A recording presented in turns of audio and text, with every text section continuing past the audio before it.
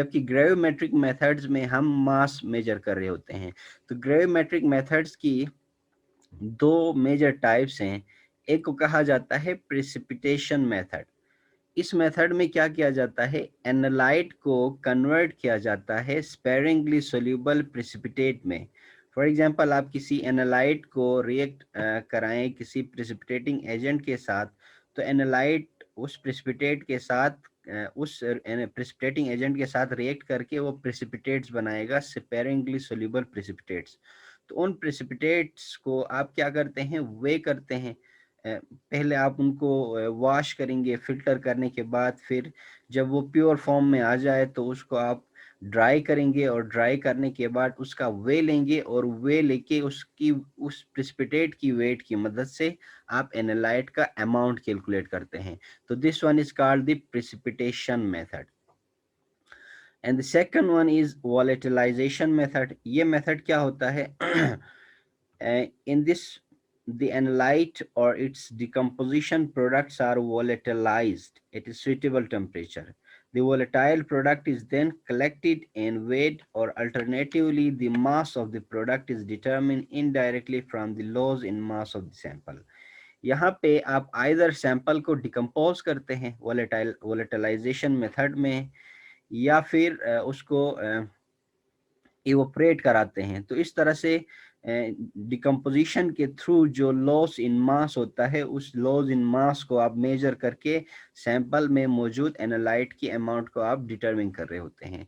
So these are the two methods of gravimetric techniques. One is the precipitation method and second one is the volatilization method. अच्छा, पे आपको क्या चाहिए होता है, एनालाइट को प्रेसिपिटेट में कन्वर्ट करने के लिए प्रेसिपिटेटिंग रिएजेंट रिक्वायर्ड होता है। तो जो कॉमनली यूज होने वाले प्रेसिपिटेटिंग रिएजेंट्स हैं, उनकी प्रॉपर्टीज क्या होती हैं। तो आप जो उनकी प्रॉपर्टीज होनी चाहिए वो ये कि gravimetric precipitating agent should react specifically and selectively with the analyte. इसकी जो रिएक्शन है एनालाइट के साथ वो स्पेसिफिक और सेलेक्टिव हो। और इसके अलावा जो आइडियल प्रेसिपिटेटिंग एजेंट्स होते हैं एनालाइट के साथ रिएक्ट करके एक प्रोडक्ट बनाएं, ऐसा प्रोडक्ट जो रेडली फिल्टर हो और इसको आप आसानी से वॉश कर सकें, उसमें से कंटेमिनेंट्स को आप इजीली थ्रू वॉशिंग उसमें से कंटेमिनेंट्स को आप इजीली रिमूव कर सकें, ऐसा प्रोडक्ट हो। द सेकंड कंडीशन इज जो प्रोडक्ट बने वो सफिशिएंटली लो सोल्युबिलिटी का हो।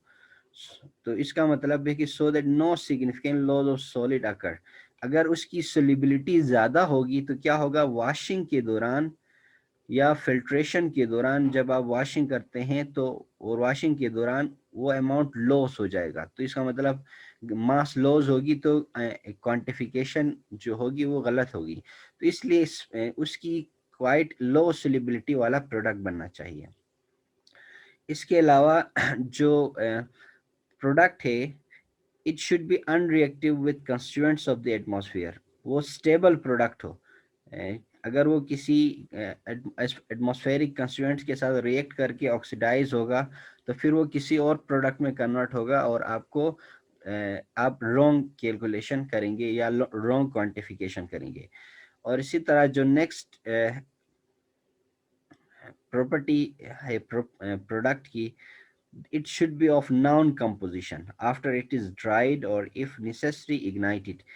ड्राई करने के बाद या इग्नाइट करने के बाद जब प्रेसिपिटेट फाइनल मेजरेबल फॉर्म में आता है तो उस मेजरेबल फॉर्म की कंपोजिशन नाउन होनी चाहिए, यानी उसके अंदर जो एटम्स हैं उनका एक फिक्स स्टेशियोमेट्री होनी चाहिए। ठीक है, तो ये जो जनरली ग्रेविमेट्रिक मेथड्स हम यूज करते हैं, ग्रेविमेट्रिक मेथड्स जो है वो एनालाइट्स की क्वांटिफिकेशन कर सकते हैं।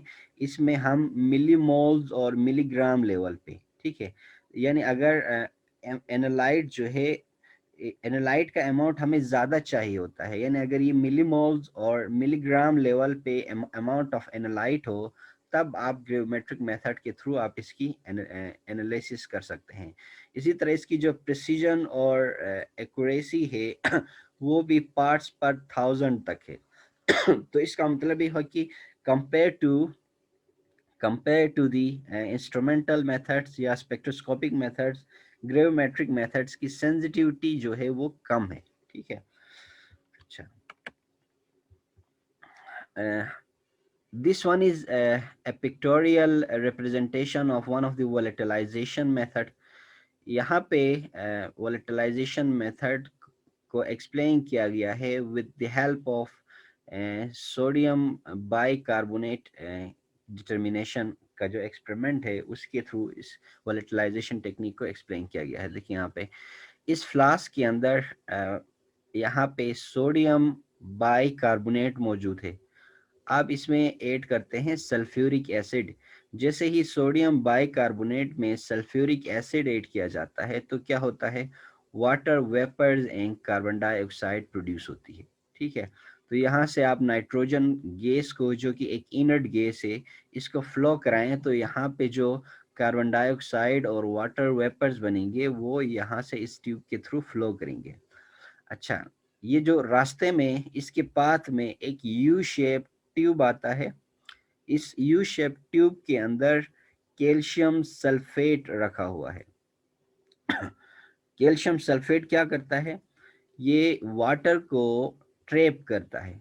इट मीन्स कि it is acting as a drying agent, water को ट्रैप करेगा। ठीक है। तो वाटर इस ट्यूब के अंदर जो है वो स्टोर होगी ड्यू टू कैल्शियम कार्बोनेट, जबकि कार्बन डाइऑक्साइड को ये ट्रैप नहीं कर कर सकता। तो ये यहाँ से पास होगी यू ट्यूब शेप से और ये नेक्स्ट ट्यूब में आ जाएगी जहाँ पे आपके पास सोडियम हाइड्रोक्साइड का नॉन फाइब्रस सिलिका रखा हुआ है। ठीक है, यहाँ पे और कैल्शियम सल्फेट रखा हुआ है यहाँ पे। तो यहाँ पे अब ये जो नो सोडियम हाइड्रोक्साइड है, इस रीजन में जब कार्बन डाइऑक्साइड आएगी तो ये sodium carbon dioxide sodium hydroxide के साथ रिएक्ट करके सोडियम कार्बोनेट बनाएगा। ठीक है। तो इस तरह से सोडियम कार्बोनेट एक इनसोल्यूबल साल्ट है, इसके प्रेसिपिटेट्स बनेंगे डिफरेंटली। तो अब आप क्या करेंगे, इन इस कार्बोनेट का अमाउंट आप इसको ड्राई करके इसमें से, इस ट्यूब में से आप सोडियम कार्बोनेट को निकाल के इसका वे करें। तो इस वे से आपके पास कार्बन डाइऑक्साइड का अमाउंट आ जाएगा कि कितना कार्बन डाइऑक्साइड जो है वो इस ट्यूब के अंदर ट्रैप हुआ है, जिसने सोडियम हाइड्रोक्साइड के साथ रिएक्ट करके सोडियम कार्बोनेट बनाया हुआ है। अब ये कार्बन डाइऑक्साइड आपको मालूम हुआ, ये कार्बन डाइऑक्साइड कितना है, कहाँ से आया है, ये इस कार्बोनेट से आया है। तो आप इस बाइकार्बोनेट से आया है। तो आप इसके थ्रू क्या कर सकते हैं, बाइकार्बोनेट में इस सैंपल के अंदर बाइकार्बोनेट की कंसंट्रेशन मालूम कर सकते हैं या इसका अमाउंट मालूम कर सकते हैं। सो this is one of the example of volatilisation method. अच्छा, जो प्रिसिपिटेशन मेथड की एग्जांपल है, मैंने आपको कहा कि ग्रेविमेट्रिक मेथड्स की दो एग्जांपल्स होती हैं, प्रेसिपिटेशन मेथड और वोलेटिलाइजेशन मेथड।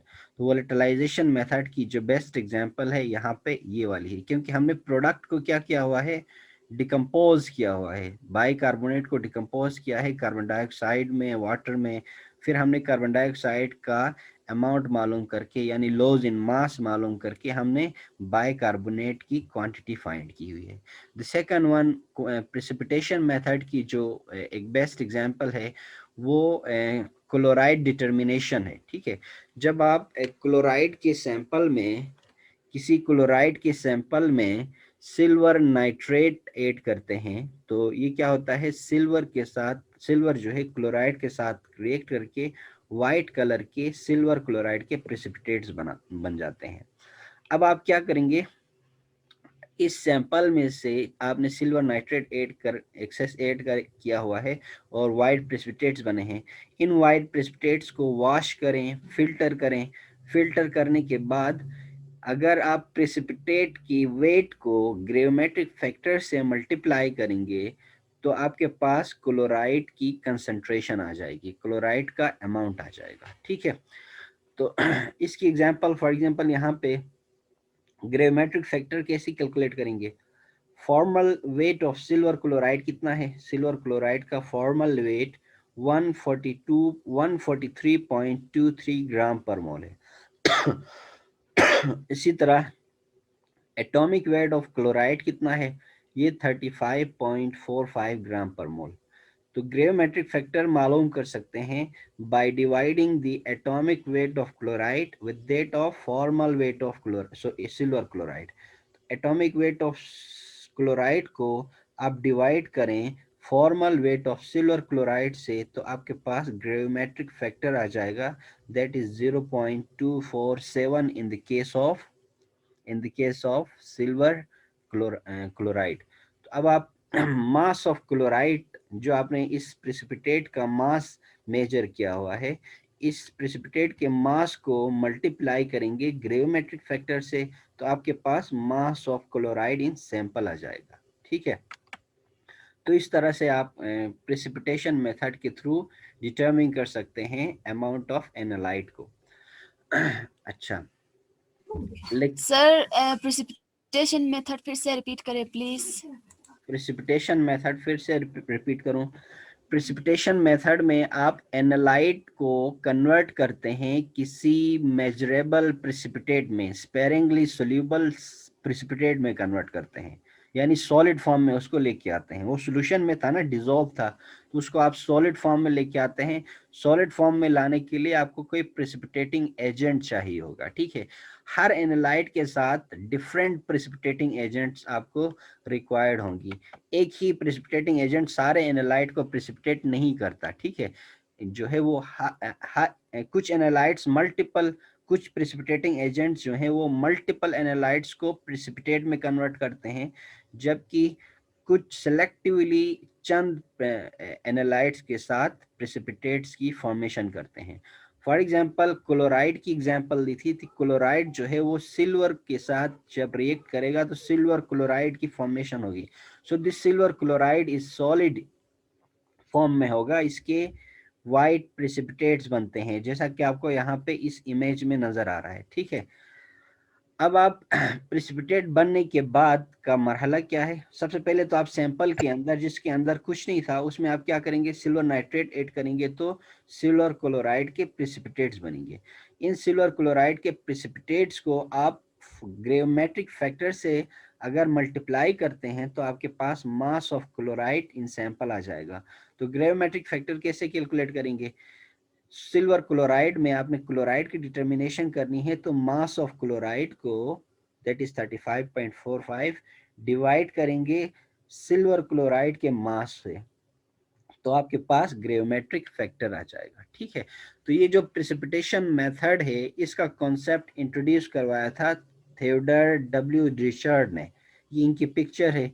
ये जो एक्सपेरिमेंट है सिल्वर क्लोराइड की फॉर्मेशन का फॉर डिटर्मिनेशन ऑफ क्लोराइड, ये एक्सपेरिमेंट सबसे पहले इन्होंने किया हुआ था, रिचर्ड ने। ठीक है, तो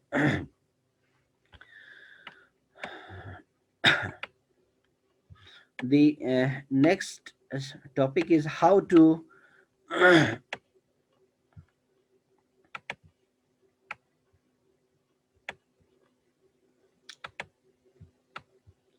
how to perform a successful gravimetric analysis। आप जब ग्रामेट्रिक एनालिसिस, ग्रामेट्रिक मेथड के थ्रू किसी एनालाइट की डिटर्मिनेशन करना चाहते हैं, तो आप किस तरह से परफॉर्म करेंगे experiment. So there are some of the steps that you need to follow to perform gravimetric analysis. Number one क्या है, preparation of super saturated solution या प्रिपरेशन ऑफ सॉल्यूशन। सबसे पहले सॉल्यूशन प्रिपेयर करना होता है, देन उसके बाद सॉल्यूशन ऑफ एनालाइट होगा डेफिनेटली। प्रेसिपिटेशन आप कर सकते हैं, प्रेसिपिटेशन होगी, प्रेसिपिटेशन के लिए आप कोई सेलेक्टिंग प्रेसिपिटेटिंग एजेंट सॉल्यूशन में ऐड करेंगे तो प्रेसिपिटेट्स की फॉर्मेशन होगी। Third one is digestion, sometimes it required but sometimes does not require the digestion process। Fourth step में आप क्या करते हैं, फिल्ट्रेशन करते हैं, जो प्रेसिपिटेट्स बने हैं उनको आप फिल्टर करेंगे। उसके बाद फिफ्थ स्टेप में उनको वॉश करते हैं किसी सॉल्वेंट से या वाटर से और उसके बाद उसको ड्राई करते हैं प्रेसिपिटेट को, ताकि उसमें से वाटर और इम्प्योरिटीज जो हैं वो ख़त्म हो जाएं। और फाइनली इसको ड्राई और इग्नाइट करने के बाद वे करेंगे, और लास्ट में कैलकुलेशंस परफॉर्म करेंगे। दैट इज ग्रेविमेट्रिक फैक्टर की मदद से आप क्या करेंगे, amount of analyte in this solution find करेंगे। So this is the these are the some of the steps that we need to follow to perform a gravimetric analysis. अच्छा, एक example यहाँ पे ग्रामेट्रिक मेथड का एक और एग्जांपल यहाँ पे मैंने डिस्कस किया हुआ है। फॉर एग्जांपल हमें डिटरमिन करनी है लेड की कंसंट्रेशन किसी सैंपल में कितनी है। ये हमने अपने सैंपल को इस बीकर के अंदर रखा हुआ है। यहाँ पे फॉर रिप्रेजेंटेशन यहाँ पे जो ब्राउन कलर में है पार्टिकल्स इस सॉल्यूशन के अंदर, ये पार्टिकल्स जो हैं वो लेड के हैं, ठीक है, लेड Pb2+ के। जबकि जो येलो कलर में है वो दूसरी केमिकल स्पीशीज हैं, इम्प्योरिटीज होंगी, इस सैंपल का मैट्रिक्स होगा, ठीक है। तो अब हमने डिटरमिन करना है कि इस सैंपल के अंदर कितना लेड मौजूद है, लेड की कंसंट्रेशन कितनी है ये हमने फाइंड करनी है, या अमाउंट ऑफ लेड कितना है ये फाइंड करना है। तो स्टेप 2 परफॉर्म करेंगे। ये देखेंगे कि लेड का प्रेसिपिटेटिंग एजेंट कौन सा है। तो हमें मालूम है कि लेड का प्रेसिपिटेटिंग एजेंट जो है वो सल्फेट है, ठीक है। सल्फेट जो है वो लेड के साथ सिलेक्टिवली प्रेसिपिटेट्स फॉर्म करता है। तो हम सल्फेट के सॉल्यूशन को इस सैंपल सॉल्यूशन में ऐड करेंगे। तो सल्फेट के सॉल्यूशन को इन्होंने यहाँ पे सल्फेट पार्टिकल्स को, एटम्स या आयंस को इन्होंने ब्लू डॉट से रिप्रेजेंट किया हुआ है, ठीक है। तो जैसे हम इस सॉल्यूशन में ऐड करते हैं तो हमारे पास यहाँ पे देखें कि लेड और सल्फेट के प्रेसिपिटेट्स बनते हैं, ये सेटल डाउन हुए, ठीक है, ये सेटल डाउन हुए यानी इसके प्रेसिपिटेट्स बने हैं। जबकि रिमेनिंग सॉल्यूशन के अंदर एक्सेस आपके पास सल्फेट मौजूद है और रिमेनिंग जो केमिकल स्पीशीज हैं, इम्प्योरिटीज हैं, वो भी सॉल्यूशन में मौजूद हैं। अब आप इस सॉल्यूशन को ऊपर से डिस्कार्ड करें और फिर इसको आप फिल्टर पेपर के थ्रू इस प्रेसिपिटेट को सेपरेट करें।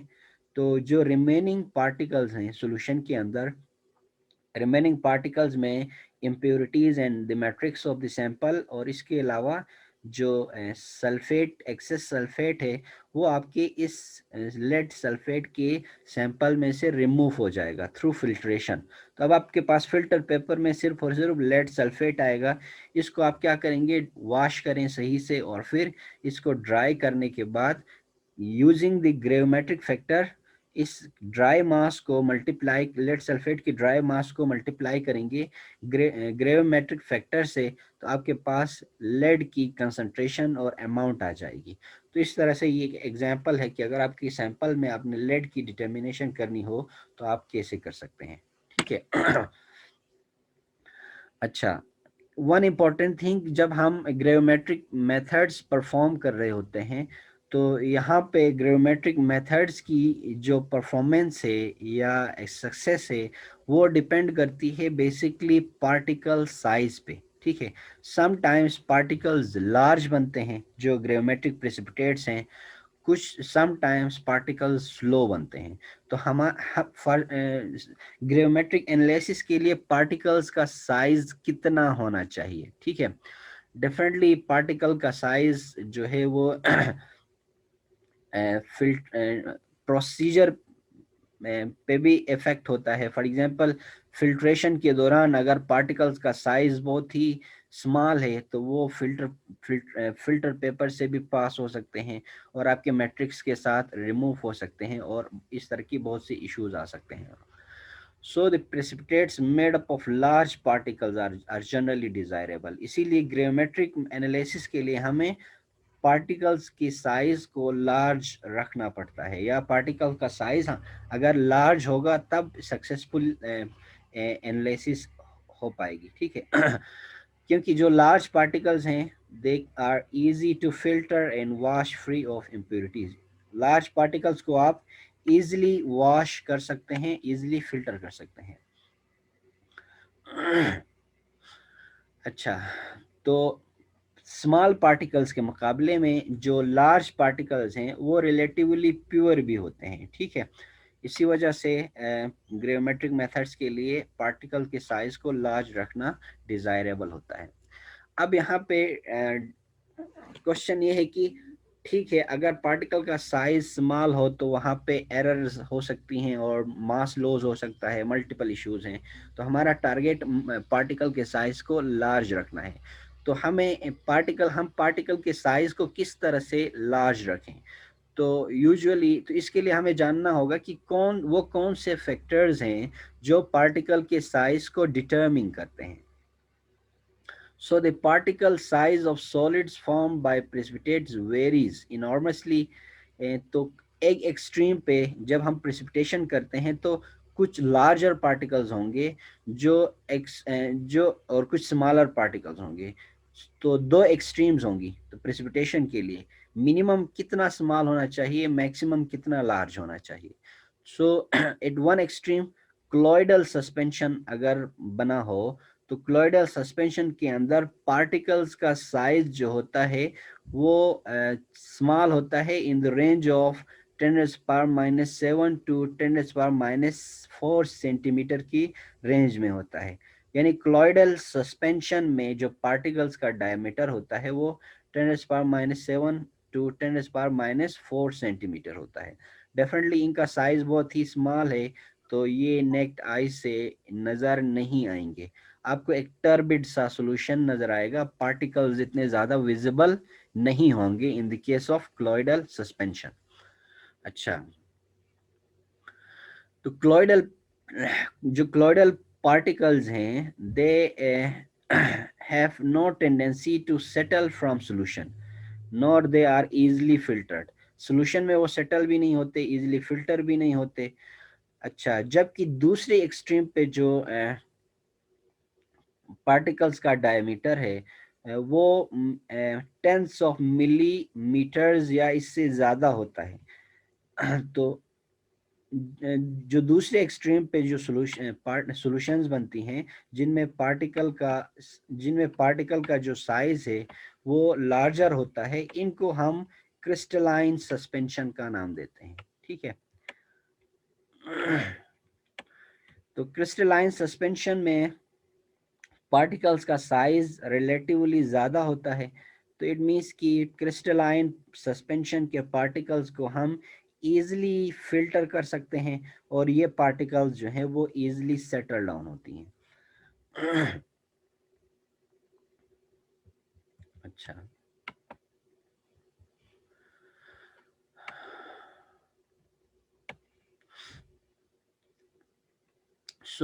अब यहाँ पे हमारे पास हमने दो एक्सट्रीम्स डिस्कस किए कि पार्टिकल का साइज मिनिमम और मैक्सिमम। हमने ये डिस्कस किया कि दो टाइप्स के सॉल्यूशंस यूजुअली बनते हैं, जिसमें एक में आइदर सॉल्यूशन के अंदर पार्टिकल्स क्लॉइडल सॉल्यूशन बन सकता है या फिर क्रिस्टलाइन सॉल्यूशन बन सकता है। तो अगर क्लॉइडल सॉल्यूशन बनेगा तो उस तरह के क्लॉइडल पार्टिकल्स को हम फिल्टर नहीं कर पाते, तो इट मीन्स कि they are not appropriate for the quantitative analysis through the gravimetric method। जबकि दूसरी एक्सट्रीम पे हमारे पास क्रिस्टलाइन पार्टिकल्स हैं, तो दे आर डिजायरेबल, जिनको आप इजीली फिल्टर कर सकते हैं, इजीली वॉश कर सकते हैं और उसकी मदद से आप इजीली क्वांटिफिकेशन कर सकते हैं। सो पार्टिकल के साइज को अब आप कंट्रोल कर सकते हैं अगर आपको मालूम हो कि वो कौन से फैक्टर्स हैं जो पार्टिकल के साइज पे अफेक्ट होते हैं। तो so these are the some of the factors that affect on the particle size: precipitate solubility, temperature, reactant concentration, and the rate at which reactants are mixed। ठीक है। तो इन फैक्टर्स पे particle का size depend कर रहा होता है। आप आपका rate of mixing of reactants, temperature और रिएक्टेंट की कंसंट्रेशन कितनी है और प्रेसिपिटेट्स की सोल्युबिलिटी कितनी है, ये फैक्टर्स बेसिकली पार्टिकल के साइज पे अफेक्ट करते हैं, पार्टिकल के साइज को लार्ज या स्मॉल बनाते हैं। तो अगर although there are multiple factors, लेकिन अगर हम किसी सिंगल प्रॉपर्टी की मदद से पार्टिकल के साइज को डिटरमिन करना चाहें तो हम रिलेटिव सुपर सेचुरेशन के थ्रू पार्टिकल के साइज को रिलेट कर सकते हैं टू ए सिंगल प्रॉपर्टी। तो रिलेटिव सुपर सेचुरेशन क्या है? अगर हम मैथमेटिकली एक्सप्रेस करें रिलेटिव सुपर सेचुरेशन को, so this one is Q minus S upon S. तो यहाँ पे क्यू जो है वो कंसंट्रेशन ऑफ सॉल्यूट है at any instant, S is it's equilibrium solubility. अगर आप सोल्यूट की कंसंट्रेशन को में से उसकी सोल्यूबिलिटी को माइनस करें और इसको डिवाइड करें सोल्यूबिलिटी से, तो जो वैल्यू आएगी वो क्या कहलाएगी? रिलेटिव सुपर सेचुरेशन कहलाएगी। अगर रिलेटिव सुपर सेचुरेशन लार्ज हो तो इट मीन्स कि प्रेसिपिटेट्स टेंड टू बी क्लॉइडल। ठीक है, इट मीन्स कि अगर super saturation relative super saturation large हो तो प्रेसिपिटेट्स जो हैं वो क्लॉइडल बनेंगे। और अगर रिलेटिव सुपर सेचुरेशन की वैल्यू स्मॉल हो, यानी ये रेशो स्मॉल हो, तो क्रिस्टलाइन सॉलिड्स बनेंगे। तो इस तरह से आप पार्टिकल के साइज को कंट्रोल कर सकते हैं by controlling this relative super saturation of solution. तो अगर आप रिलेटिव सुपर सेचुरेशन को स्मॉल रखेंगे तो आपके पास क्रिस्टलाइन सॉलिड्स आएंगे, और अगर आप रिलेटिव सुपर सेचुरेशन को लार्ज रखेंगे तो आपके पास क्लॉइडल पार्टिकल्स बनेंगे। ठीक है, अच्छा।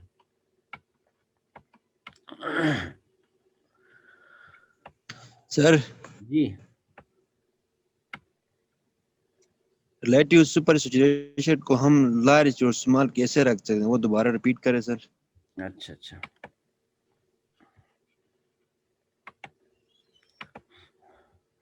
यहाँ पे देखें कि रिलेटिव सुपर सेचुरेशन क्या होती है। क्यों माइनस एस, यहाँ पे क्यों क्या है? क्यों जो है वो कंसंट्रेशन ऑफ सॉल्यूट है, माइनस एस क्या है? सोल्यूबिलिटी है, ये डिवाइडेड बाय सोल्यूबिलिटी है। इट मीन्स कि अगर आप कंसंट्रेशन ऑफ सॉल्यूट को हाई रखते हैं तो और सोल्यूबिलिटी की वैल्यू लो हो तो उस केस में क्या होगा? रिलेटिव सुपर सेचुरेशन की वैल्यू ग्रेटर होगी, ज्यादा होगी। ठीक है, अच्छा। तो इस केस में क्लॉइडल पार्टिकल्स आपके पास बनेंगे। अब यहाँ पे क्यों की वैल्यू अगर स्मॉल हो और एस की वैल्यू लार्ज हो तो उस केस में क्या होगा? रिलेटिव सुपर सेचुरेशन जो है उसकी वैल्यू स्मॉल आएगी। ठीक है, तो इस तरह से आप रिलेटिव सुपर सेचुरेशन को by controlling the concentration of solute आप क्या कर सकते हैं? रिलेटिव सुपर सेचुरेशन को कंट्रोल कर सकते हैं, ऑप्टिमाइज कर सकते हैं। रिलेटिव सुपर सेचुरेशन को लार्ज रखेंगे तो क्लोइडल पार्टिकल्स बनेंगे, और इसी तरह रिलेटिव सुपर सेचुरेशन को स्मॉल रखेंगे तो आपके पास क्रिस्टलाइन सॉलिड्स बनेंगे। इसकी एक डायग्रामेटिक रिप्रेजेंटेशन अभी अभी आगे आगे आ जाएगी कि पार्टिकल का साइज लार्ज और स्मॉल होता है depending on the concentration of solute. ये अभी आगे एक डायग्राम में हम डिस्कस करेंगे जब हम न्यूक्लिएशन का कॉन्सेप्ट पढ़ेंगे। अच्छा, तो नेक्स्ट ये थी कि how the precipitates are formed. अच्छा, तो प्रेसिपिटेट्स बेसिकली दो फॉर्म्स में बनती हैं। Number one, by nucleation and by particle growth. यानी प्रेसिपिटेट्स के बनने के लिए इन दो स्टेप्स का फॉलो होना ज़रूरी होता है। नंबर वन, न्यूक्लिएशन, और नंबर टू, पार्टिकल ग्रोथ। ये लास्ट टाइम जब मैं आपको नैनो केमिस्ट्री पढ़ा रहा था तो उसमें भी इसी तरह का कॉन्सेप्ट था। तो न्यूक्लिएशन क्या होती है? जब आप सुपर सेचुरेटेड सॉल्यूशन बनाते हैं तो उस सुपर सेचुरेटेड सॉल्यूशन के अंदर जो फर्स्ट सीड क्रिस्टल बनता है या फर्स्ट सीड पार्टिकल्स बनते हैं, उन फर्स्ट सीड पार्टिकल्स को न्यूक्लियाई का नाम दिया जाता है, और इस तरह से न्यूक्लियाई के फॉर्मेशन को क्या कहा जाता है? न्यूक्लिएशन कहा जाता है। अब न्यूक्लिएशन के बाद इन न्यूक्लियाई के ऊपर सॉल्यूट के पार्टिकल्स और एटम्स मॉलिक्यूल्स डिपॉजिट हो जाते हैं और ग्रेजुअली पार्टिकल का साइज ग्रो करता है। तो इस ग्रोइंग प्रोसेस को ग्रोथ का आप नाम देंगे। ठीक है, तो इस तरह से दो स्टेप्स होती हैं प्रेसिपिटेशन में। Number one is nucleation, number second is particle growth. अच्छा, अब आप पार्टिकल के साइज को यूजुअली कंट्रोल कर सकते हैं by controlling the rate of nucleation and rate of particle growth. ठीक है, अच्छा। तो न्यूक्लिएशन में फ्यू आयंस, एटम्स और मॉलिक्यूल्स जो है वो कंबाइन होके स्टेबल सॉलिड बनाते हैं, जिसको हम क्या नाम देते हैं, फर्स्ट सीड क्रिस्टल का नाम देते हैं. So then nuclei form on the surface of suspended solid contaminants such as dust particles.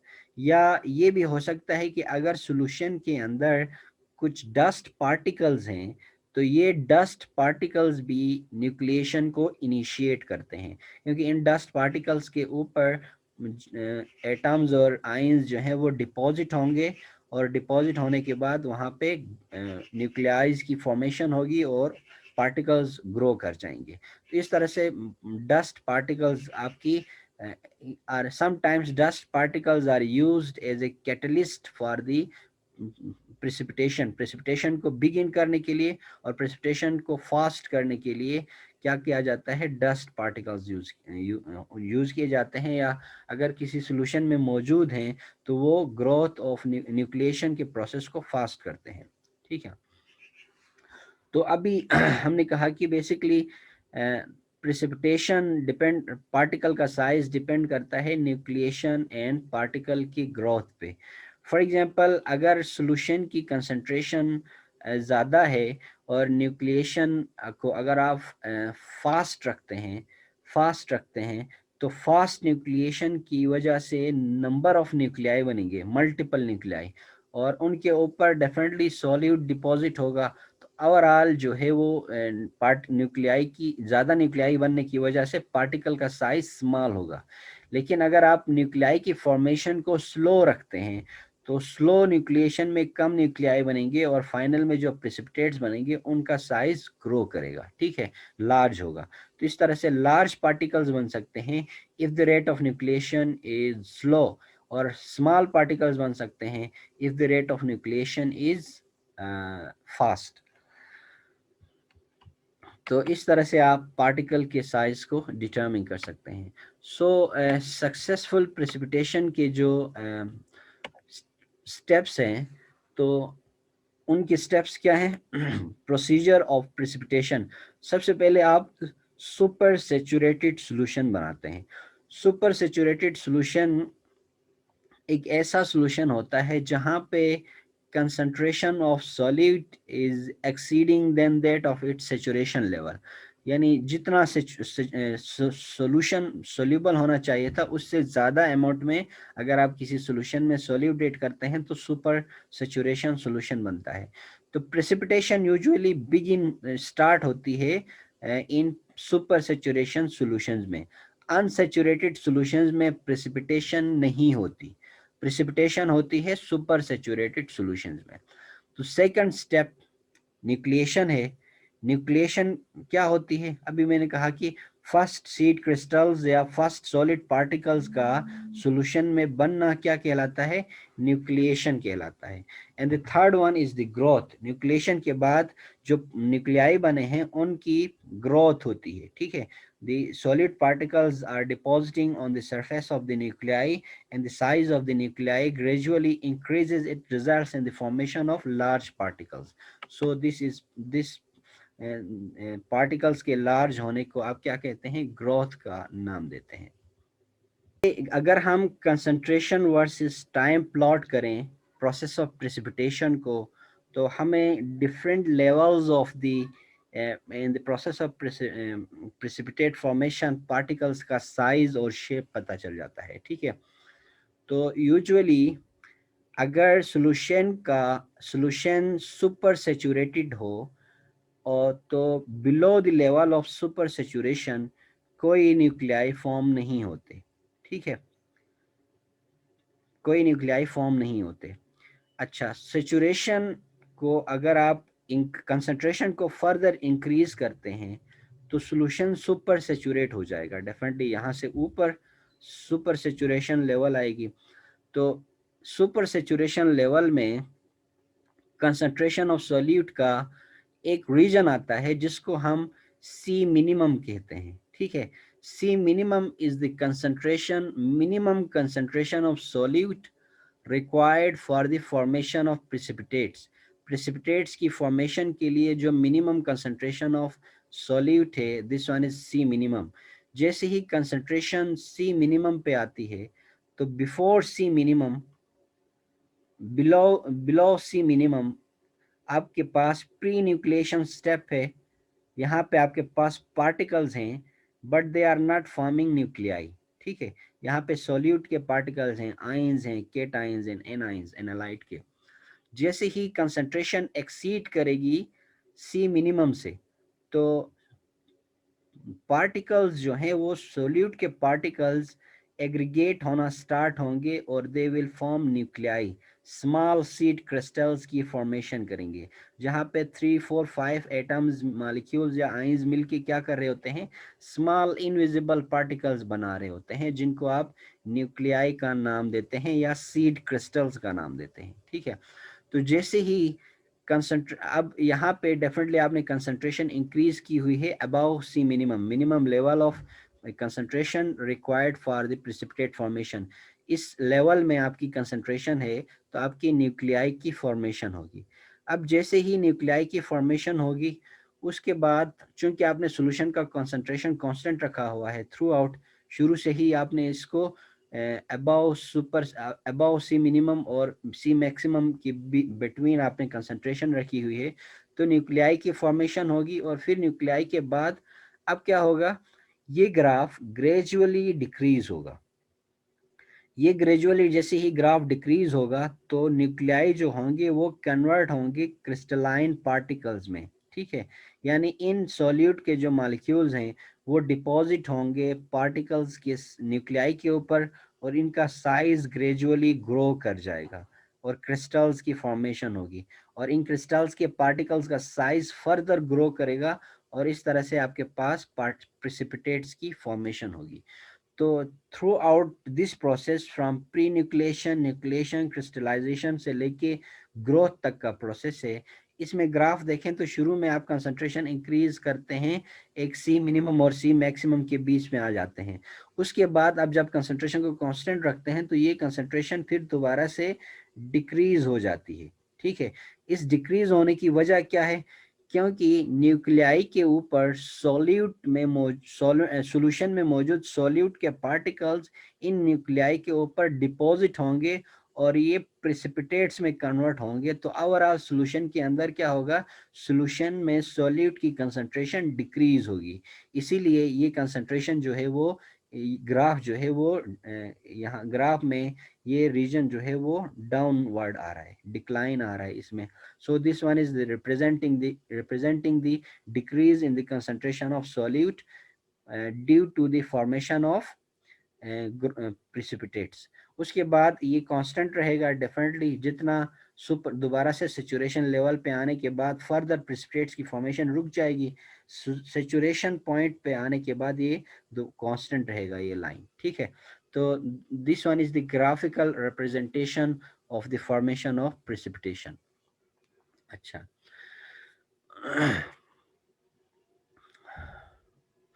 तो जो फिजिकल नेचर है प्रिसिपिटेट्स की वो हम डिटरमिन कर सकते हैं with the help of relative rates of nucleation and particle growth. Nucleation और पार्टिकल ग्रोथ की मदद से आप फिजिकल नेचर ऑफ प्रिसिपिटेट्स को डिटरमिन कर सकते हैं।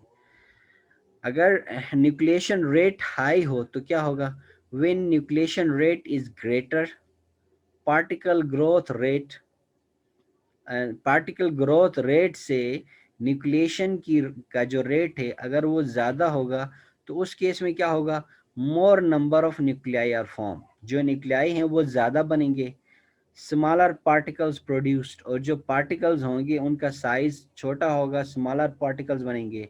क्लोइडल प्रिसिपिटेट्स आर फॉर्म्ड, अगर पार्टिकल्स स्मॉल होंगे तो जो प्रिसिपिटेशन या सॉल्यूशन बनेगा वो क्लोइडल प्रिसिपिटेट्स बनेंगे। ठीक है, इसी तरह इसके नतीजे में जो हायर सरफेस एरिया होगा प्रिसिपिटेट्स का, डेफिनेटली जो पार्टिकल्स के साइज को स्मॉल रखते हैं तो सरफेस एरिया इंक्रीज होता है। ठीक है, तो इस फास्ट न्यूक्लिएशन की वजह से हायर सरफेस एरिया होगा प्रिसिपिटेट्स का, यानी इसके ऊपर ज़्यादा एड्जॉर्प्शन हो सकती है और मोर इम्प्योरिटीज जो है वो ट्रैप हो सकते हैं।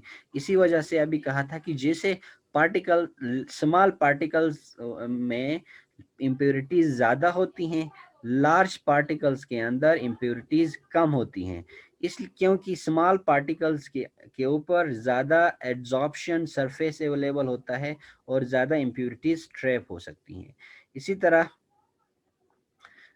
स्लो न्यूक्लिएशन अगर फास्ट होगी तो इसके नतीजे में as compare to the particle growth rate, इसके नतीजे में इम्परफेक्शन इन क्रिस्टल्स के अंदर जो इम्परफेक्शंस होती हैं वो काज हो सकती हैं ना, यानी नंबर ऑफ इम्परफेक्शंस या डिफेक्ट्स जिनको आप कहते हैं क्रिस्टल डिफेक्ट्स, तो वो क्रिस्टल डिफेक्ट्स काज हो सकते हैं। इसी तरह इनको आप इजीली फिल्टर भी नहीं कर सकते, क्लोइडल सॉल्यूशन बनेगा तो, और ये सेटल भी नहीं होंगे। So these are the some of the physical properties या these are the physical natures of precipitates which are formed when the rate of nucleation is fast or is greater than that of the growth rate। ठीक है। अच्छा, nucleation को हम generally दो classes में divide करते हैं। एक को कहा जाता है होमोजीनियस न्यूक्लिएशन, दूसरे को कहा जाता है हेट्रोजीनियस न्यूक्लिएशन। तो होमोजीनियस न्यूक्लिएशन क्या होती है? होमोजीनियस न्यूक्लिएशन होती है nuclei of new phase form uniformly throughout the parent phase, यानी throughout the precipitates formation या throughout the nuclei formation, जो न्यूक्लियाई बनते हैं वो सारे सेम फेज के होते हैं। ठीक है, यानी ये वो सारे यूनिफॉर्म होते हैं, उनका साइज भी सेम होता है, उनका शेप भी सेम हो, तो इस तरह के पार्टिकल्स न्यूक्लिएशन को होमोजीनियस न्यूक्लिएशन का नाम दिया जाता है। और इसी तरह हेट्रोजीनियस न्यूक्लिएशन क्या होती है? अगर स्ट्रक्चर जो है वो पार्टिकल्स का यूनिफॉर्म ना हो और उसके अंदर इम्प्योरिटीज भी, इनसोल्यूबल इम्प्योरिटीज मौजूद हों, पार्टिकल्स में ग्रेन बाउंड्रीज मौजूद हों, डिसलोकेशंस मौजूद हों, इम्परफेक्शंस मौजूद हों, तो इस तरह के न्यूक्लियाई फॉर्मेशन को हम हेट्रोजीनियस न्यूक्लियाई कहते हैं। This one is the non uniform या रफ पार्टिकल्स होती हैं इसके अंदर हेट्रोजीनियस न्यूक्लिएशन में। अच्छा, फॉर एग्जाम्पल अगर तो डिपेंडिंग ऑन दी, अगर आप न्यूक्लिएशन को फास्ट या स्लो रखते हैं तो वो डिपेंड करता है, वो अफेक्ट करता है पार्टिकल के साइज पे। ठीक है, फॉर एग्जाम्पल अगर न्यूक्लिएशन फास्ट होती है तो ज़्यादा न्यूक्लियाई बने डेफिनेटली, यहाँ पे देखें ज़्यादा न्यूक्लियाई शो किया गया है यहाँ पे, और इनकी ग्रोथ स्लो है तो यूनिफॉर्म साइज के मल्टीपल नैनो क्रिस्टल्स बनेंगे। एज कंपेयर्ड अगर आप स्लो रखते हैं न्यूक्लिएशन को तो स्लो न्यूक्लिएशन में क्या होता है? कम न्यूक्लियाई बनेंगे।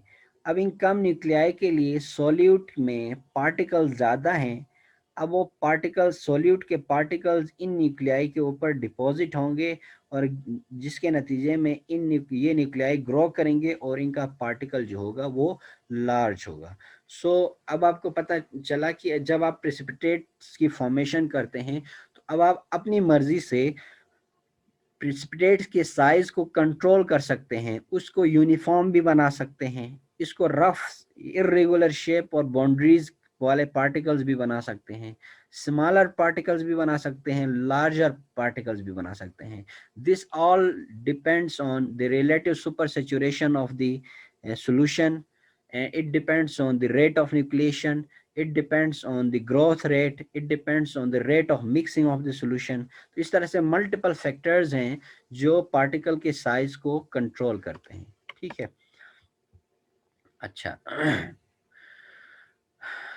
तो ओवरऑल हमने ये कहा था कि अगर आपका रिलेटिव सुपर सैचुरेशन हाई हो तो उस केस में न्यूक्लिएशन फास्ट होती है, इंक्रीज होती है। Definitely many small crystals will form and it will have high surface area, more absorption for, and there will be more impurities, and it will be difficult to wash and filter these types of solutions, colloidal solutions। जबकि अगर relative super saturation लो हो तो उस case में nucleation जो होती है वो लेस न्यूक्लिएशन होती है, कम न्यूक्लियाई की फॉर्मेशन होती है, रिजल्टेंट जो पार्टिकल्स होते हैं वो लार्ज होंगे, सरफेस एरिया इनका रिलेटिवली लो होगा as compare to the colloidal particles, और इसके अंदर कम इम्प्योरिटीज होंगी और लेस एड्सॉर्प्शन एरिया होगा for impurities to be trapped. तो इस तरह से depending on the type of solution, it solution of precipitation, कि ये अगर हाई रिलेटिव सुपर सेचुरेशन हो तो डिफरेंट टाइप के फिजिकल नेचर के प्रिसिपिटेट्स आपको मिलेंगे, और अगर लो रिलेटिव सुपर सेचुरेशन हो तो इनमें फिजिकल नेचर डिफरेंट होगी, जो कि यहाँ पे एक्सप्लेन किया गया है।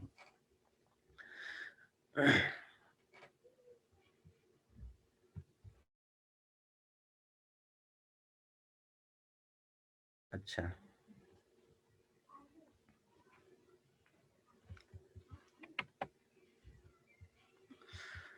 तो यहाँ पे प्रेसिपिटेट्स की फॉर्मेशन का जो कॉन्सेप्ट है, पार्टिकल्स की साइज को कंट्रोल करने का जो कॉन्सेप्ट है, वो यहाँ पे कंक्लूड होता है।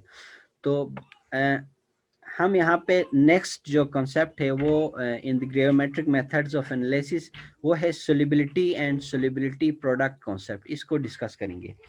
तो जो रिक्वायरमेंट है प्रेसिपिटेट्स फॉर्मेशन के लिए, हम किस तरह का प्रेसिपिटेट्स बनाते हैं ग्रेविमेट्रिक मेथड्स में, स्पेरिंगली सोल्यूबल प्रेसिपिटेट्स बनाते हैं। तो इट मीन्स कि जो प्रेसिपिटेट्स बनते हैं वो कंप्लीटली इनसोल्यूबल नहीं होते, दे आर स्पेरिंगली सोल्यूबल। तो इनकी सोल्यूबिलिटी को हम मेजर कर सकते हैं, और they have some solubility constant जिसको हम KSP या सोल्यूबिलिटी प्रोडक्ट कांस्टेंट के टर्म से जानते हैं। तो सोल्यूबिलिटी क्या होती है? Solubility of precipitate is the amount of solute that can be dissolved in given volume of solvent। किसी given volume of solvent में जो solute का amount dissolve हुआ है, उस amount of solute को हम solubility से express करते हैं। इसका यूनिट ग्राम पर लीटर या फिर मोल पर लीटर से आप express कर सकते हैं solubility को। तो depending on the type of salt, solubility different होती है, और solubility expression, solubility product constant इनका डिफरेंट होता है। इवन जो इनसोल्यूबल सब्सटेंसेस होते हैं, इनकी भी स्लाइड सोल्युबिलिटी होती है। सो बेसिकली हम सोल्युबिलिटी को मेजर करते हैं in terms of its ionised form में, ठीक है। So it is the ionised form that determines solubility and chemical stability. अभी मैंने ये बताया कि जो इलेक्ट्रोलाइट्स हैं इसकी मल्टीपल टाइप्स हैं। फॉर एग्जांपल जो ए बी टाइप का साल्ट है, ये ए बी टाइप का साल्ट हो सकता है जिसमें केटाइन और एनाइन का जो रेशियो होगा वो 1:1 होगा। ये ए टू बी टाइप का साल्ट भी हो सकता है जिसमें केटाइन एनाइन रेशियो 2:1 हो। ए बी टू टाइप का साल्ट भी हो सकता है जिसमें केटाइन एनाइन रेशियो A1/2 हो। तो आपको इसी तरह और भी मल्टीपल टाइप्स के साल्ट्स मिलेंगे।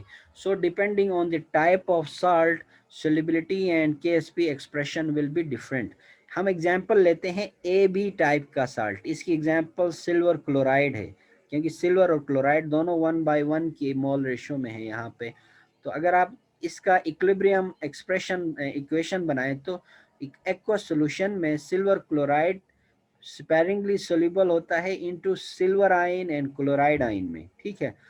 अब अगर आप equilibrium expression लिखें, Kc is the concentration of product divided by reactant होता है ना, concentration of ions, product of ions, यानी सिल्वर की आयन की concentration और क्लोराइड की आयन की concentration का जो प्रोडक्ट है उसको आप डिवाइड करें सिल्वर क्लोराइड की concentration से, तो ये एक्सप्रेशन K बनती है। This one is the equilibrium constant.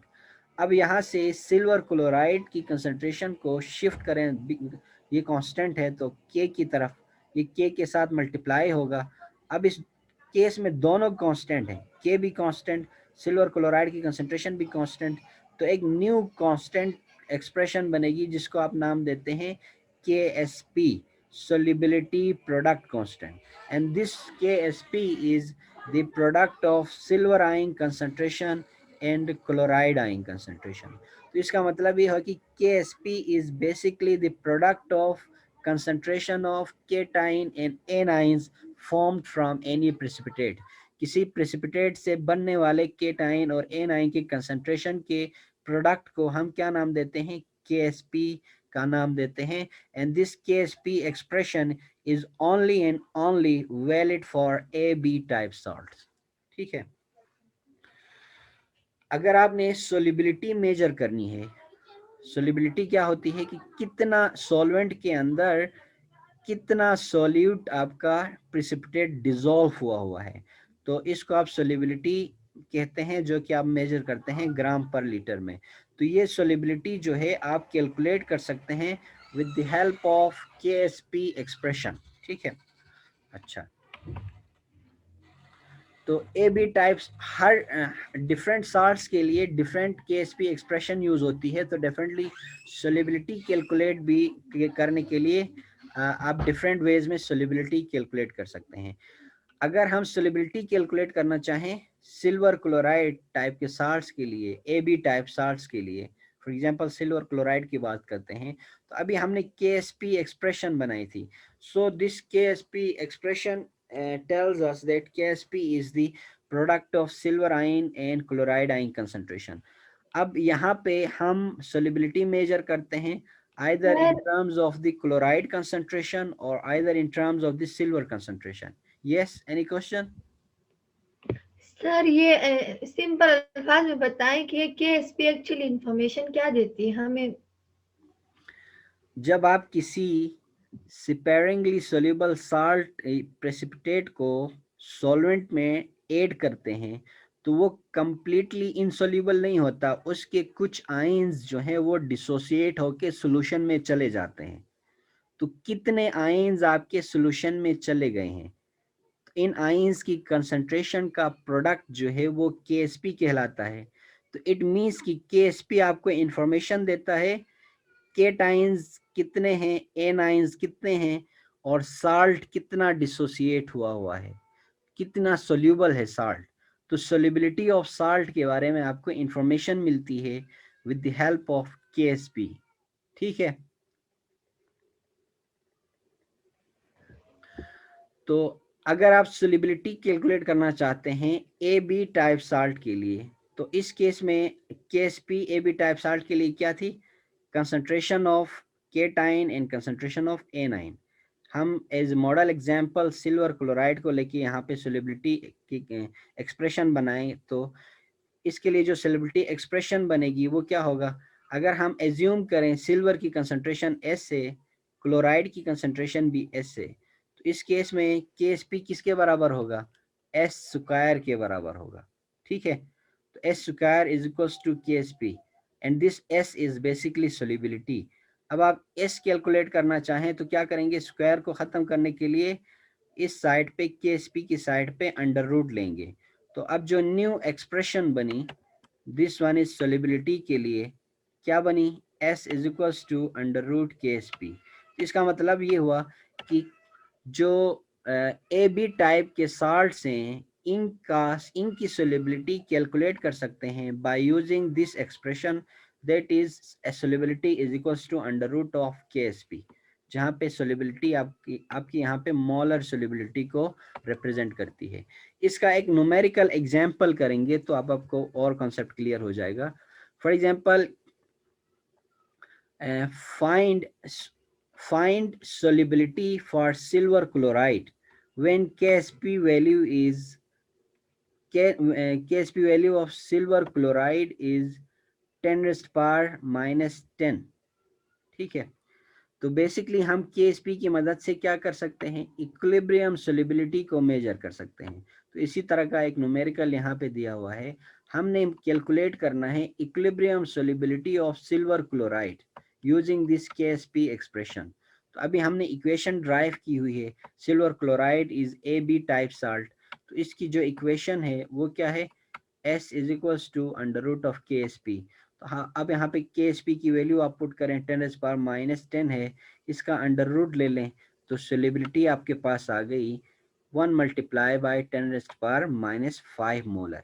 इसका मतलब ये हुआ कि सिल्वर क्लोराइड की सोल्युबिलिटी कितनी है, 1 मल्टीप्लाई बाय 10⁻⁻5 मोलर है। अगर आपको KSP मालूम हो, अगर आपको KSP मालूम हो तो आप क्या कर सकते हैं, उस साल्ट की सोल्युबिलिटी मालूम कर सकते हैं। ठीक है, यहाँ तक एनी क्वेश्चन? No sir.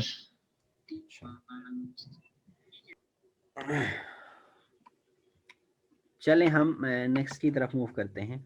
ये तो एग्जाम्पल था अभी जो हमने सिल्वर क्लोराइड की एग्जाम्पल डिस्कस की, ये AB टाइप का साल्ट था। लेकिन अगर आपके पास A2B टाइप का साल्ट हो तो उस केस में सोल्युबिलिटी एक्सप्रेशन क्या बनेगी? मैं यहाँ पे बना के आपको दिखा देता हूँ। अगर for example A2B type salt जो है वो डिसोसिएट होगा किस में, ये डिसोसिएट होगा ए में। कितने ए बनेंगे इसके, A+ बनेंगे डेफिनेटली, और इसमें A2B टाइप साल्ट है तो B जो होगा वो 1 बनेगा डेफिनेटली, ये -2 चार्ज होगा इस पे। ओवरऑल साल्ट न्यूट्रल है तो इक्वेशंस के दोनों साइड पे भी चार्ज बैलेंस होना चाहिए, ये भी A+ और ये B- होगा। अब अगर मैं इसकी KSP एक्सप्रेशन बनाऊं तो KSP एक्सप्रेशन क्या होता है, आयंस की कंसंट्रेशन का प्रोडक्ट होता है ना। तो यहाँ पे एन की कंसंट्रेशन दैट इज केटाइन की कंसंट्रेशन को मल्टीप्लाई करेंगे एन की कंसंट्रेशन से, so this one is B। अच्छा, यहाँ पे इनके कोएफिशिएंट्स को स्क्वायर करते हैं, ठीक है। ए के साथ कोएफिशिएंट 2 है तो ए के ऊपर पावर 2 लगाएंगे, और बी के ऊपर कोई पावर नहीं है तो इसको आप ऐसे ही रखें, 1 पावर है, ठीक है। अब हम सोल्युबिलिटी कैलकुलेट करना चाहते हैं in terms of the concentration of A9, यानी साल्ट की कंसंट्रेशन की जिन आयंस की कंसंट्रेशन का मोल रेशो सेम हो उनके थ्रू आप सोल्युबिलिटी, उसको अगर आप एस वैल्यू असाइन करें तो कैलकुलेशन इजी होती है। A2B टाइप साल्ट और B में 1/1 का मोल रेशो है, यानी 1 मोल ऑफ प्रेसिपिटेट से 1 मोल ऑफ A9 प्रोड्यूस हो रहे हैं। तो इट मीन्स की सोल्युबिलिटी KSP अब इस केस में इक्वल होगी, अगर हम इसको सोल्युबिलिटी के टर्म में एक्सप्रेस करें तो ये इक्वल होगी, ये पेन भी नहीं, S हम B के लिए एक्सप्रेस करेंगे S, एक मिनट, B के लिए एक्सप्रेस करेंगे S और A के लिए भी एक्सप्रेस करेंगे S, लेकिन A के ऊपर क्या पावर लगेगा, स्क्वायर लगेगा, ठीक है। A के ऊपर स्क्वायर लगेगा। अब आप इसको S को मल्टीप्लाई करें तो ये KSP इस केस में, KSP जो है वो इस केस में क्या बनेगी, S³, ठीक है, S³ बनेगी। अब हमने सिंपली सिर्फ S मालूम करना है, तो S यानी सोल्युबिलिटी कैलकुलेट करना है। तो क्यूब को ख़त्म करने के लिए क्या करेंगे, यहाँ से क्यूब को हटाएंगे और इस साइड पे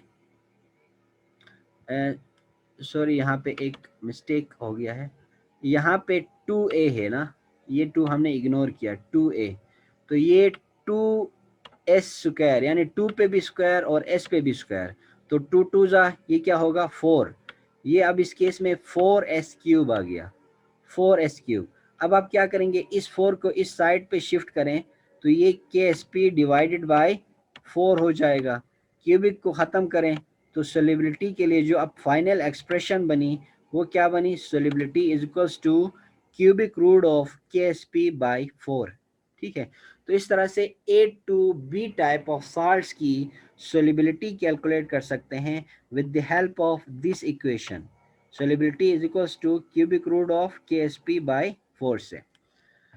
इसको मैं एक बार फिर से रिपीट करूं, अगर आपके पास A2B टाइप साल्ट हो तो उस केस में सोल्युबिलिटी कैसे कैलकुलेट करेंगे सर हमें मालूम है कि A2B टाइप साल्ट सर जी सर वो 2 तो पावर में था ना, फिर वापस कोफिशिएंट में कैसे आया सर? अ, देखें यहाँ पे A2B से डिसोसिएट होता है तो 2A बनते हैं और एक B बनता है। तो KSP को हम जब एक्सप्रेस करते हैं तो टोटल A की कंसंट्रेशन को स्क्वायर करते हैं विथ इट्स कोएफिशिएंट। तो टोटल A हमारे पास कितना है? 2A है, नॉट A। कंप्लीट हमारे पास B 1 मोल बन रहा है और इसके अलावा A हमारे पास 2 मोल बन रहा है ना। तो ये बेसिकली कंसंट्रेशन है, तो इसको हम 2A से 2A को की कंसंट्रेशन, जो कंसंट्रेशन ऑफ A होगी वो 2A होगी। इस कंसंट्रेशन को KSP के टर्म में विथ कोएफिशिएंट एक्सप्रेस करते हैं 2A का स्क्वायर। ठीक है, अगर यहाँ पे 3A होता तो ये 3A का क्यूब बनता, 4A होता 4A का के ऊपर पावर 4 आता, इस तरह से।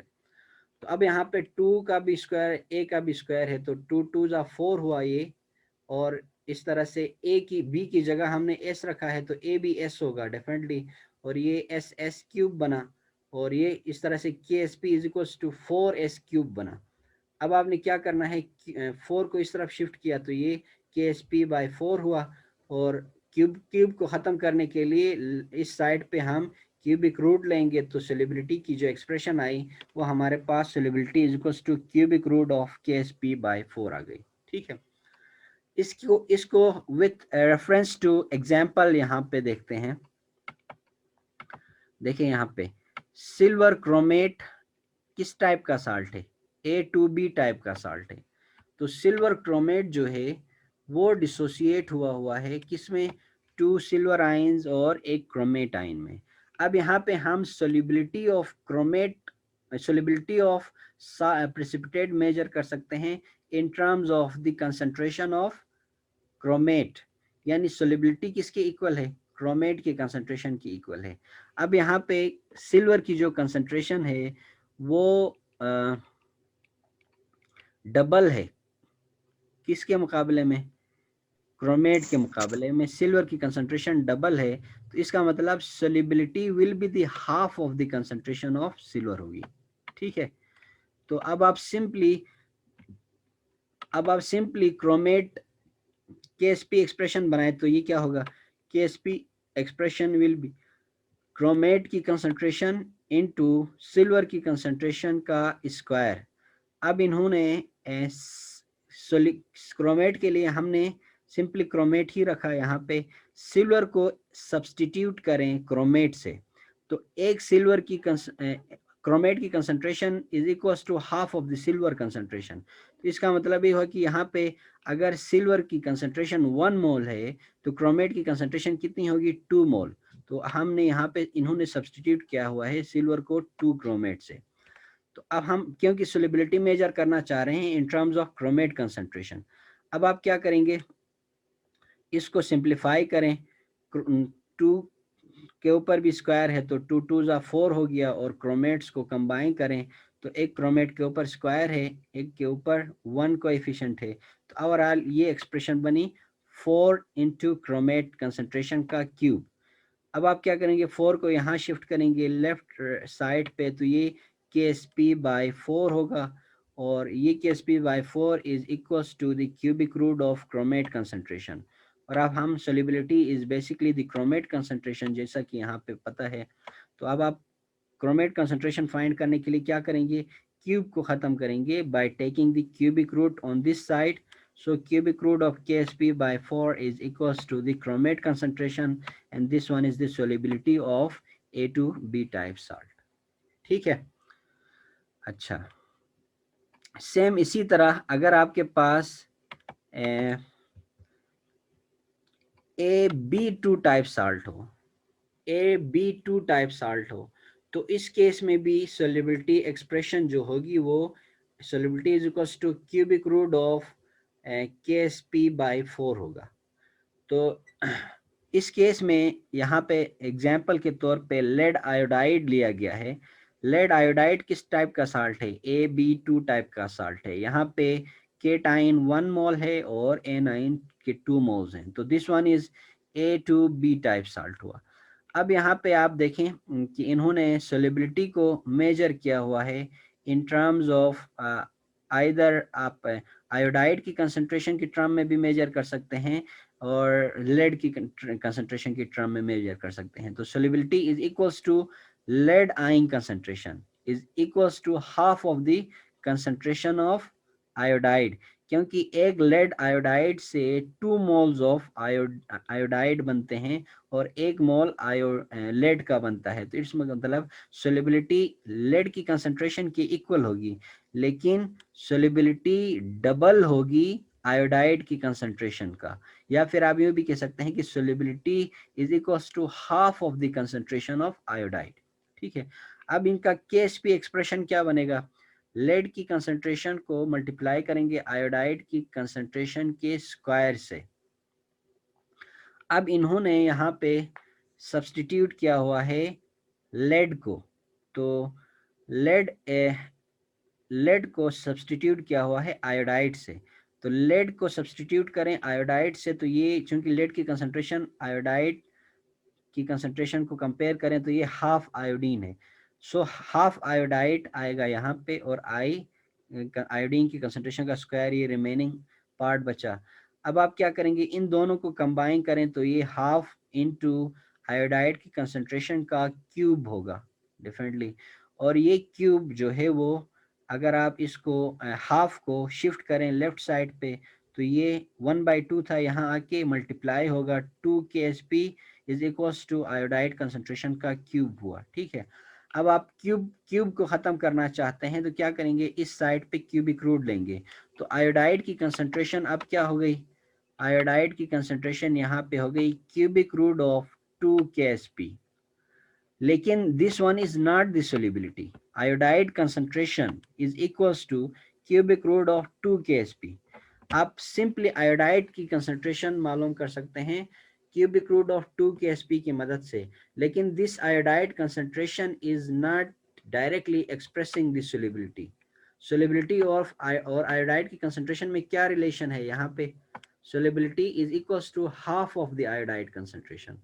अब आप सोलिबिलिटी, इसका मतलब ये हुआ कि आयोडाइड इसको हमें क्या करना पड़ेगा, डिवाइडेड बाय 2 करना पड़ेगा, क्योंकि solubility is equals to half of the iodide concentration है, तो इसको इस आयोडाइड कंसंट्रेशन को यानी क्यूबिक रूट ऑफ 2 KSP को डिवाइडेड बाय 2 करेंगे। ठीक है, तो इस तरह से अब आप हमारे पास जो एक्सप्रेशन आई S is equals to cubic root of 2 KSP/2 आ गई है।